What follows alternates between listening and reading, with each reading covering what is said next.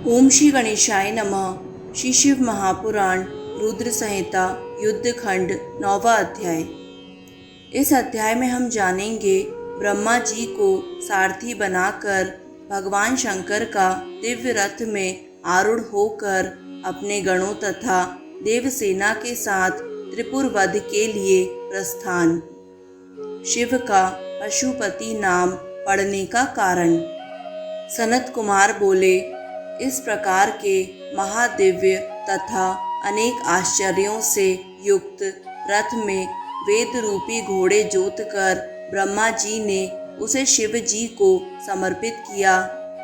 इसे शिव जी को अर्पण करके उन्होंने विष्णु आदि देवगणों के सम्माननीय देवेश शिव जी से बहुत प्रार्थना करके उन्हें रथ पर बैठाया।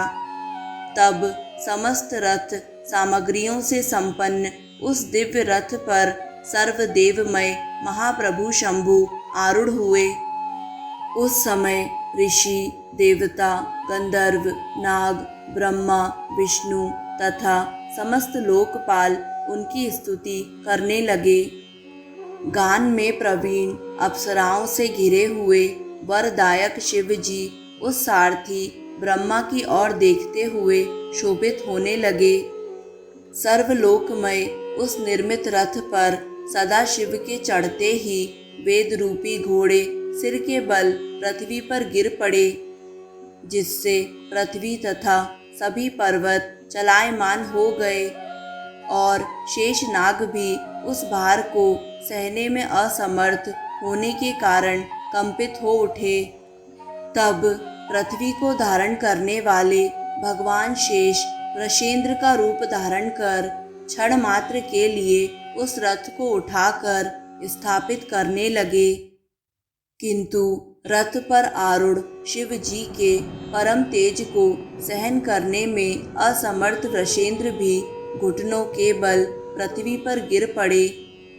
तब हाथ में लगाम पकड़े हुए ब्रह्मा जी ने शंकर जी की आज्ञा से घोड़ों को उठाकर रथ को व्यवस्थित किया।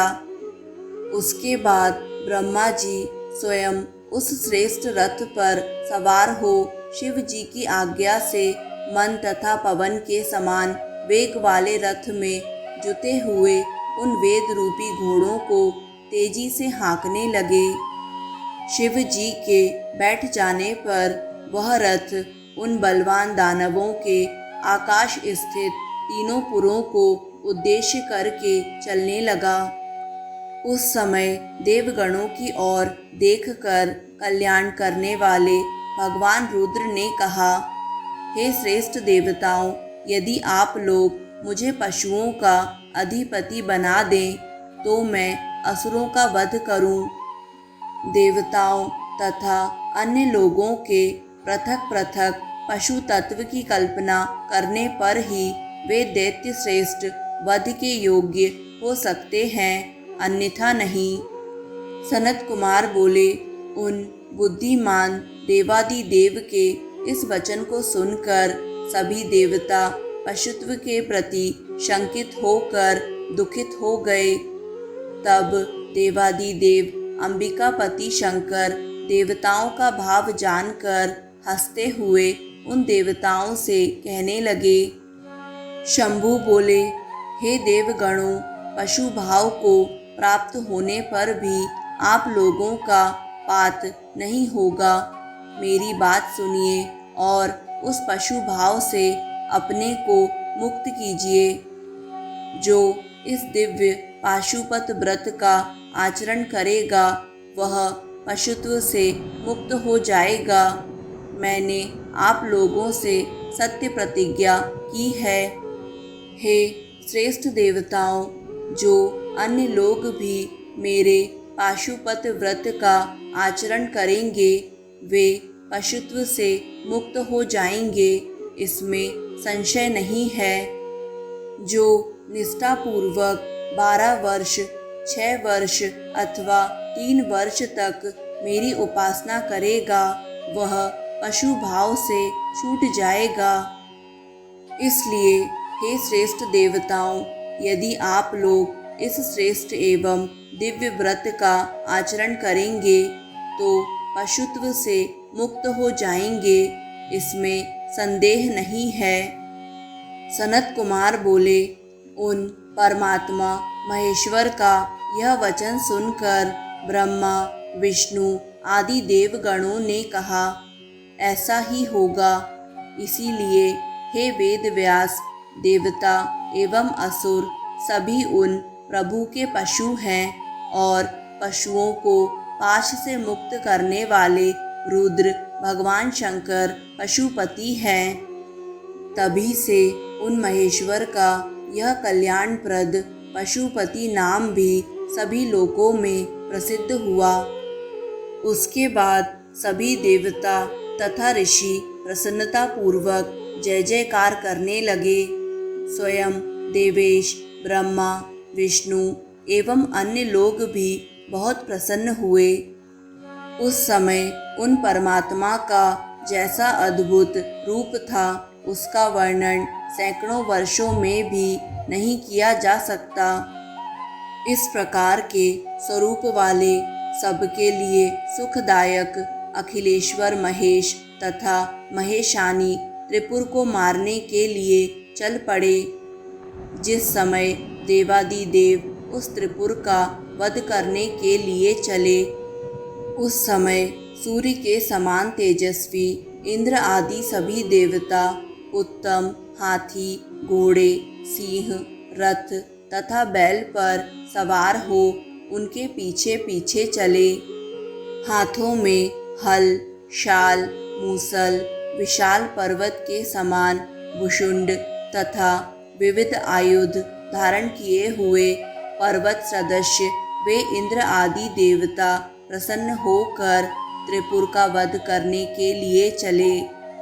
उस समय अनेक प्रकार के आयुधों से युक्त तथा परम प्रकाशमान इंद्र, ब्रह्मा, विष्णु आदि देवता महोत्सव मनाते हुए तथा शिव जी की जय जयकार करते हुए उन महेश्वर के आगे आगे चल रहे थे। उस समय हाथ में दंड लिए हुए तथा जटा धारण किए हुए सभी मुनि हर्षित हुए और आकाश में विचरण करने वाले सिद्ध तथा चारण पुष्प वृष्टि करने लगे। हे ब्राह्मण श्रेष्ठ, जो सभी गणेश्वर तीनों पुरों को जा रहे थे, उनकी संख्या बताने में कौन समर्थ है, तथापि मैं कुछ को कह रहा हूँ।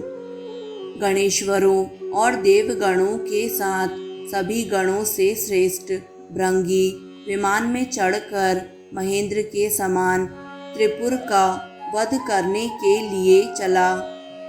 केश, विगतवास, महाकेश, महाज्वर, सोमवल्ली, सवर्ण, सोमक, सनक, सोमद्रक, सूर्यवर्चा, सूर्यप्रेषण, सूर्याक्ष, सूरी, सुर, सुंदर, प्रस्कंद, कुंदर, चंड, कंपन, अतिकंपन, इंद्र, इंद्रजव, हिमकर, यंता, शताक्ष, पंचाक्ष, सहस्त्राक्ष, महोदर, सतीजुह, शतास्य, रंक, कर्पूरपूतन, द्विशिख, त्रिशिख, अहंकार कारक, अजवक्त्र, अष्टवक्त्र, हयवक्त्र तथा अर्धवक्त्र इत्यादि बहुत से असंख्य वीरगण जो लक्ष्य लक्षण से रहित थे, वे शिव जी को घेर कर चले।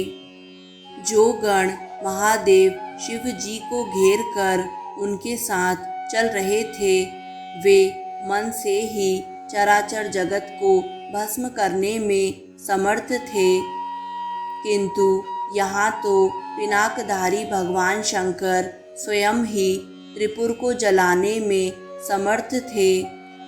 उन शंभु को रथ, बाण, गणों तथा देवताओं की क्या आवश्यकता थी, किंतु हे व्यास, हाथ में पिनाक धारण किए वे अपने गणों तथा देवताओं के साथ दैत्यों के उन तीनों पुरों को जलाने के लिए जा रहे थे। यह उनकी अद्भुत लीला है। हे ऋषि श्रेष्ठ, उनमें जो कारण है उसे मैं आपसे कह रहा हूँ। दूसरों के पापों का नाश करने वाले उन्होंने अपने यश का त्रिलोकी में विस्तार करने के निमित्त ऐसा किया। और दूसरा यह भी कारण है कि दुष्टों के मन में यह विश्वास हो जाए कि सभी देवगणों में शिव जी से बढ़कर अन्य कोई नहीं है। इस प्रकार श्री शिव महापुराण के अंतर्गत द्वितीय रुद्र संहिता के पंचम युद्ध खंड में शिव यात्रा वर्णन नामक 9वां अध्याय पूर्ण हुआ।